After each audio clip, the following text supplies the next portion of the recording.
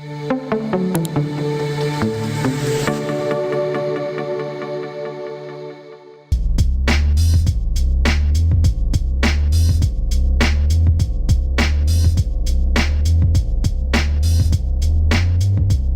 do you do? I'm Eilina Armstrong with SC Media, and welcome to another SC in Focus here at RSA. With me today, I have Don Gray, Director of Product Marketing with NTT Security. Thank you so much for being here with us. Thanks for having me. There certainly are many benefits to how the digital realm is advancing business, certainly transforming it, but to how and to what extent is it impacting security processes and plans within enterprises? Yeah, I think when you look at the benefits, right, of digitization and moving to the cloud, obviously the ability for businesses to be able to adopt solutions faster is a huge one, right? Cost savings, not having to build things themselves. When you look at how that affects security, I think one of the things that I look at is Gartner, when they talk about digitization and digital enterprises, right? And they first started focusing in the IT arena, right? And talking to CIOs about what the impact of their organization was. They talked about bimodal IT. It's this concept of you have a ongoing engineered waterfall process for your applications and your general IT infrastructure that's a much more engineered traditional approach. But then you also have a separate process that's more agile and it's more focused on being nimble and quick and adopting. And so when I think about how that has to impact security, I think that from a security standpoint, we need to adopt a similar strategy and we need to think about that more.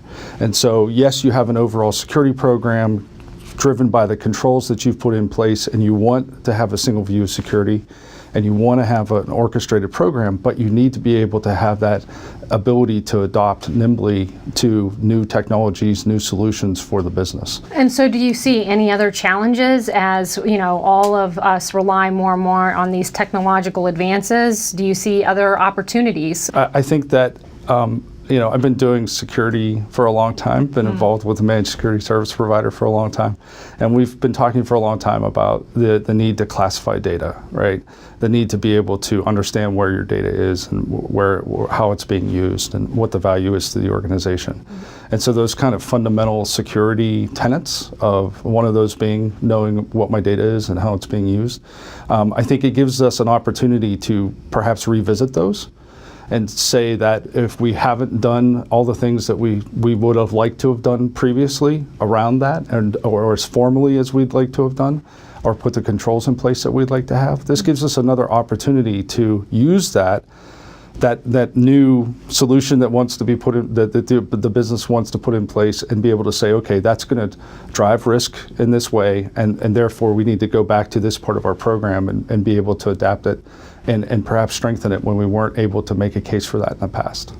And I guess that's sort of the panacea, right? This notion of making sure that organizations, their executives are thinking about security from the jump, and they're embedding security into their systems, while at the same time these organizations or the individuals working for the organizations are relying on all of these great technologies. Can you talk a little bit about some of the challenges there? Yeah, so I wish there was magic security dust we could sprinkle over things, right, and say it's embedded. But the reality is that to be able to put the security solutions with the digitization effort or the new solution that's being put in place, you have to have the fundamental security program pieces in place to be able to plug into it, right? And so now it's about how do I get the visibility into this new thing, right? I'm adding a new capability to the organization. If I want to engage it from a security standpoint and be able to use it, I need to get visibility into it, and I need to have the control over it, right? So it's really those two areas. What should organizations be doing as far as best practices are concerned to really bolster their security programs as all these processes become much more digitized, we're moving into the cloud? Right. What should they be doing? What are some of the key things to bear in mind?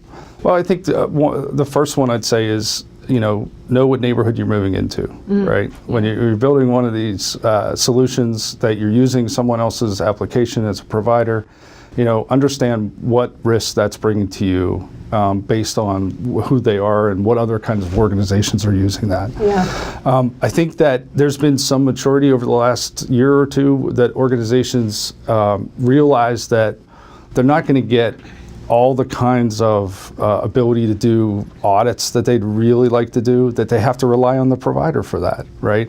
And so you need to make sure that the provider's going to be able to give you the information you want when you want it, right? If I'm looking at it from a security standpoint, how do I know when an incident's occurred, right? And how am I integrating into that solution to be able to know that? So I think that's, the message is that you still need to do your homework.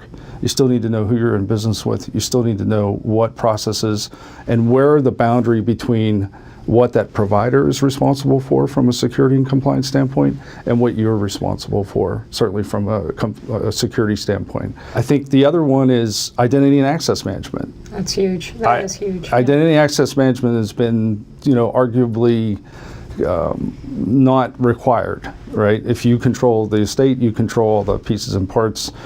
You can make a solution work that doesn't use that. But as soon as you start moving services into the cloud, I don't think that's an option anymore. You have to have a workable identity and access management solution that can cross those multiple applications, because it's not, once again, it's not under your control. You're dealing with multiple providers. You need a way to centralize that user access and visibility. Very good. Well, I certainly appreciate you taking the time with us today, Don. Thank you so much. Don Gray with NTT Security. And that does it for this SC in Focus. I'm Eilina Armstrong. Thank you so much for clicking in.